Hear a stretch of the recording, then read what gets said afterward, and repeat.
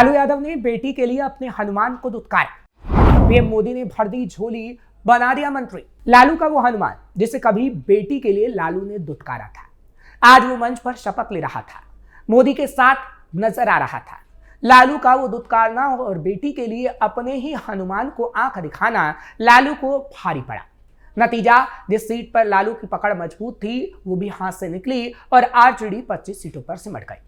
जिससे सवाल उठा कि क्या लालू ने ही बड़ी गलती की जिसकी वजह से तेजस्वी सीएम की कुर्सी तक नहीं पहुंच पाए, और कौन है वो हनुमान जिसको लालू ने दुत्कारा तो मोदी ने मंत्री बना दिया।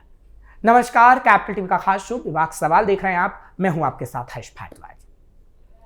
नीतीश कुमार 10वीं बार बिहार के मुख्यमंत्री बने।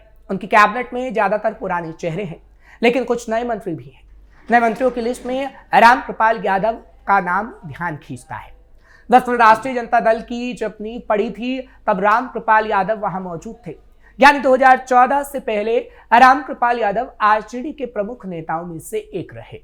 1990 से चुनावी राजनीति में आए रामकृपाल यादव लंबे समय तक लालू प्रसाद यादव के साथ साय की तरह रहे। उन्हें बिहार की राजनीति में लालू यादव का हनुमान कहा जाता है।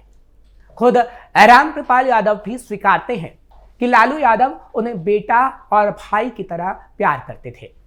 आरजेडी में रहते हुए रामकृपाल यादव ने भी पाटलिपुत्र लोकसभा सीट से पहली बार सांसद पहुंचे और राष्ट्रीय स्तर पर अपनी पहचान बनाई। अब सवाल उठता है कि लालू का हनुमान आज नीतीश कैबिनेट में कैसे दिख रहा है। इस सवाल का जवाब खुद रामकृपाल यादव कई मौके पर दे चुके हैं। वो खुद बताते हैं कि 2012 से 13 आते आते आरजेडी में उन्हें घुटन होने लगी थी। वो आरोप लगाते हैं कि लालू परिवार के लोग उन्हें कुछ भी बोल देते थे।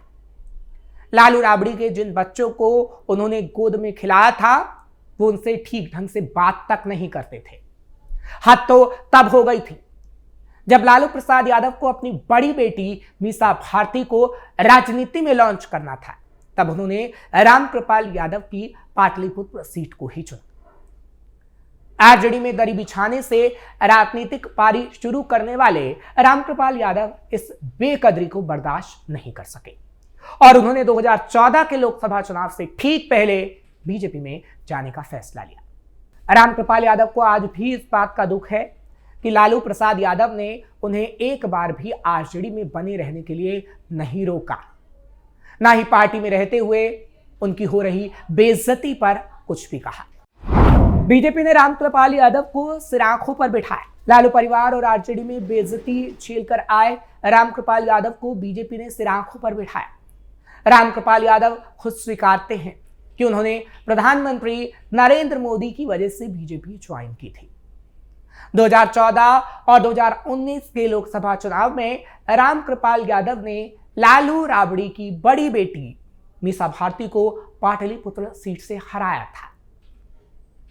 2014 में बनी केंद्र की मोदी सरकार में रामकृपाल यादव को केंद्रीय मंत्री बनाया गया।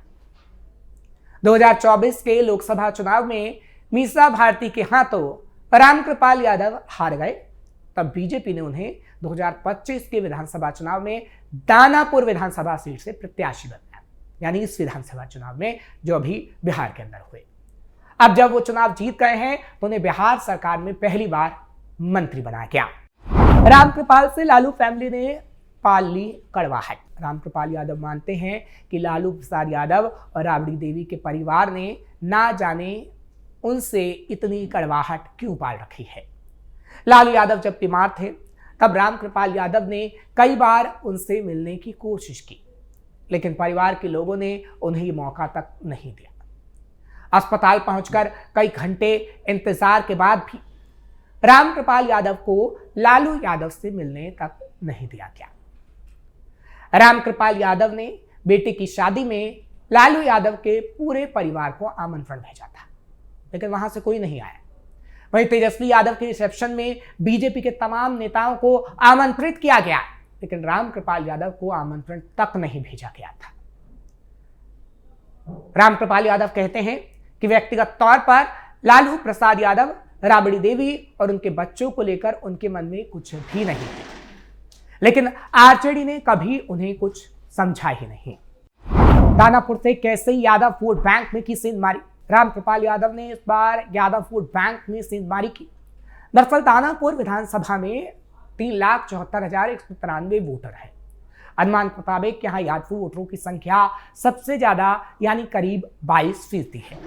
इसके बाद करीब 20% फॉरवर्ड, करीब 15% दलित, 20 से 25% ईबीसी और 6 से 8% मुस्लिम। एनडीए और महागठबंधन दोनों तरफ से यादव कैंडिडेट थे। रीतलाल की दबंग छवि और एनडीए कैंडिडेट रामकृपाल यादव की सॉफ्ट छवि के कारण कुछ यादव वोटरों में कंफ्यूजन रहा, जिसका फायदा एनडीए को मिला। विधानसभा का 60% हिस्सा शहरी होने के कारण इस सीट पर बीजेपी का दबदबा खास तौर पर रहा है।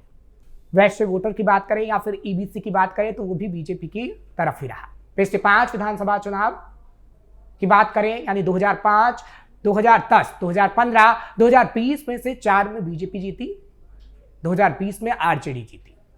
2024 के लोकसभा चुनाव में लालू प्रसाद यादव की बेटी मीसा भारती पाटलिपुत्र सीट से सांसद बनी, लेकिन बीजेपी को दानापुर सीट में बढ़त मिली थी। रामकृपाल यादव की व्यक्तिगत पहचान एरिया के यादवों के बीच काफी अच्छी खासी है। कुछ सॉफ्ट यादव उनके साथ हो गए, जिसका फायदा खासतौर पर देखने को मिला और आज रामकृपाल यादव मंत्री हैं। लालू ने लगाया था पूरा दम। दानापुर से एनडीए की तरफ से बीजेपी ने पूर्व केंद्रीय मंत्री रामकृपाल यादव को चुनावी मैदान में उतारा। रामकृपाल लालू यादव के शागिर्द रहे हैं। 2014 लोकसभा चुनाव में टिकट कटने पर बगावत कर बीजेपी में शामिल हुए और लालू यादव की बड़ी बेटी मीसा भारती को चुनाव में हरा दिया था, जैसा कि हमने आपको पहले भी बताया जाता है कि लालू परिवार किसी भी हालात में रामकृपाल को चुनाव में जीतने नहीं देना चाहता था, क्योंकि रामकृपाल की पकड़ अपने एरिया के यादव वोटरों में काफी है। इसलिए उधर भी यादव वोट ट्रांसफर होने का डर था। इसलिए लालू ने रोड शो तक किया, लेकिन वो काम नहीं आ पाया। लालू प्रसाद यादव की तरफ से एक बड़ा शो दानापुर के अंदर किया गया था, जिसमें हमने देखा कि किस तरीके से यादवों ने लालू प्रसाद यादव को काले झंडे तक दिखाने का काम किया था। तभी इस बात को समझ में आ जाना चाहिए था कि किस तरीके से वो यादव जो कभी लालू प्रसाद यादव को पसंद किया करते थे, वो कैसे रामकृपाल यादव के खेमे में शिफ्ट होते हुए नजर आ रहे थे। और वो साफ तौर पर नतीजों में भी दिखा, क्योंकि हम भी दानापुर के अंदर गए थे और दानापुर में जब खास तौर पर उन यादवों से बातचीत की गई जो अब लालू को पसंद नहीं करता, उसने रामकृपाल यादव को ही वोट डालने की बात की।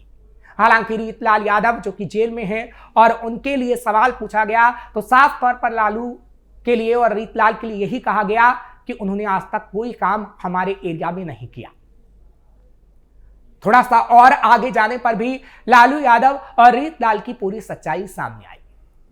हालांकि लालू यादव ने पूरा दमखम इस चुनाव में लगा दिया कि कैसे यहां से रीतलाल यादव की विजय हो, लेकिन ऐसा हो नहीं पाया। दानापुर से हारना लालू के लिए शर्म की बात। अब सवाल है कि क्या दानापुर से हारना लालू के लिए शर्म की बात है, क्योंकि गंगा और सोन नदियों के संगम पर बसा दानापुर पटना का हिस्सा है। 1957 में यह विधानसभा सीट बनी। अभी पाटलिपुत्र लोकसभा सीट की 6 विधानसभा सीटों में से एक है। बीजेपी ने 2005 से 2015 तक लगातार 4 बार ये सीट जीती। 2020 में रीतलाल ने उन्हें हरा दिया, जो आशा सिन्हा विधायक चुनी जाती रही थी। दानापुर लालू यादव का विधानसभा क्षेत्र रहा है। वे 2 बार 1995 और 2000 में यहां से चुनाव जीत चुके हैं। हालांकि दोनों बार उन्होंने राघोपुर सीट को बरकरार रखा और दानापुर को जीतने के बाद छोड़ दिया। इसलिए यह कहा जा रहा है कि लालू प्रसाद यादव ही हारे हैं, क्योंकि रीतलाल यादव के लिए जिस तरीके से उन्होंने रोड शो किया था वो तक काम नहीं आ पाया और अपने हालात खराब होने के बावजूद, यानी उनका स्वास्थ्य ठीक नहीं था, उसके बावजूद वो वहां मैदान में उतरे थे, लेकिन लोगों ने उन्हें पसंद नहीं किया, क्योंकि लालू प्रसाद यादव के बारे में अब हर एक व्यक्ति जानता है कि कैसे रामकृपाल यादव के साथ उन्होंने धोखा करने का काम किया था और उसी का सबक लालू प्रसाद यादव को सिखाया गया है। इसका नतीजा आपके सामने है कि रामकृपाल यादव आज मंत्री बने हैं। आपको ये खबर कैसे लगी कमेंट सेक्शन में जरूर बताएं। खबर को लाइक शेयर करें, कैपिटल टीवी को सब्सक्राइब करना मत भूलिएगा।